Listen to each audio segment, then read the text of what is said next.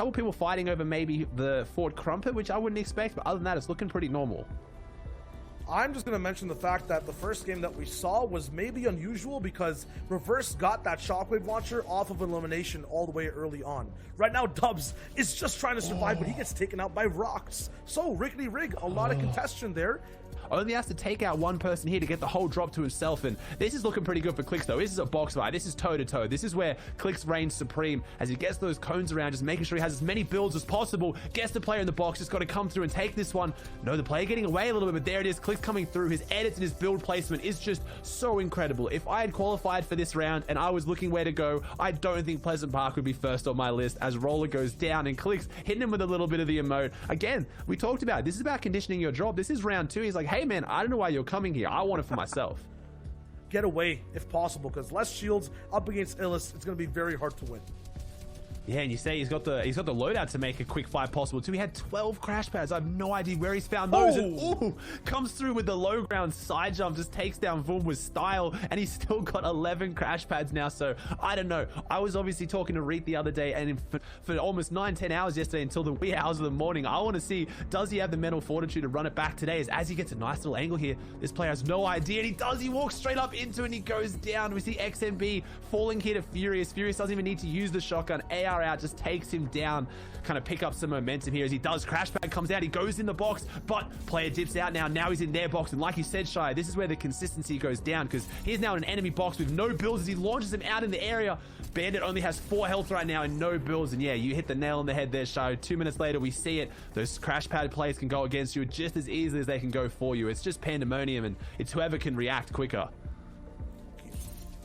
Yeah, it doesn't get in just quite right with the crash pad there. It kind of hits against the wall, and that's what can happen. It is quite difficult to use though. Comes around the corner, and there it is. TJ just getting in front of that wall trick. Tried to put up the wall to slow down TJ, but there was no slowing him down. His positioning was perfect, and now he's got a full set of floppers. And I want to talk about floppers real quick, Shyo. They were so instrumental in the last invitational solo FNCS. Not happening so much here today, or even the last few qualifiers that we've seen. That being said too, Turka's had high ground for a majority of the moving zones.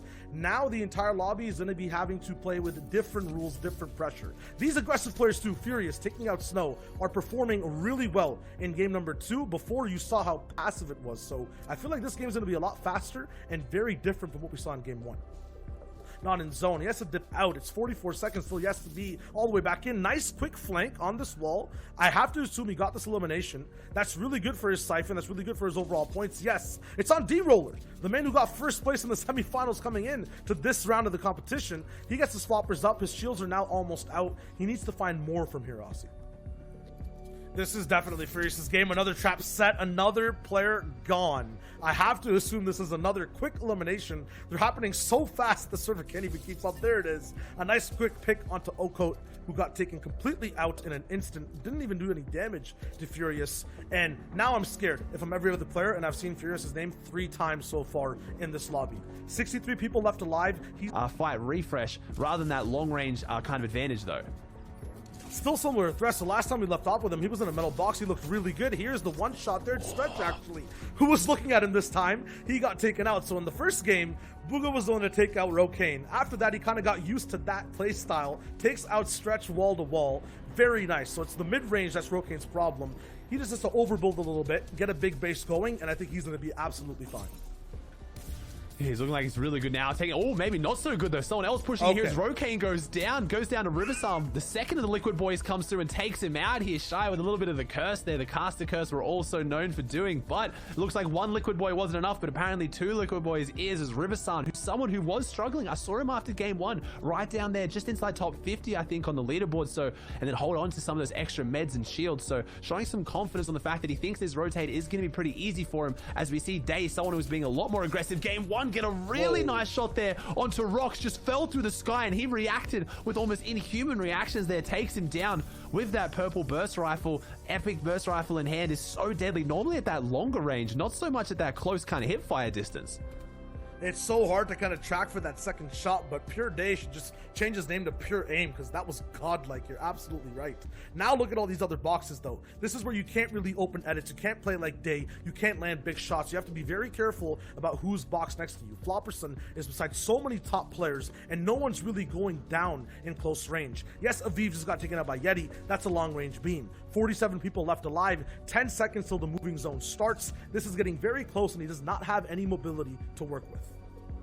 Doesn't have anything, if anything, to work with. This is one of the saddest loadouts I think I've ever seen. We got 15 cabbages in the inventory. We got 39 builds. The pistol, we've seen obviously the top tier players putting it to work. That green charge, it can do a fair bit of damage, but Flopperson's really gonna have to play this one smart, because he does not have that loot advantage as Booger, someone who's right near him as well. As this is NA East Day 3, guys. This is game 2. This is their second last chance to qualify for any of these players who haven't already. If they don't come top 50 today or tomorrow, and they haven't previously, they're gonna have to rely on consistency. So it's not just about that top 50. These guys need to play out every game as consistently as possible to make it to those heats. As Flopperson gets a decent first rotating zone, if it wasn't for his loadout, I think he'd be all right. He's trying to find the information. I think he does find some recycle. No, he doesn't. Walks forward, takes down Polarized, someone you said who just seems to always fall short for some reason, and it's probably plays like that where it just doesn't go in his favor. And Flopperson gets a massive refresh with what I said was the saddest looking loadout I think I've ever seen.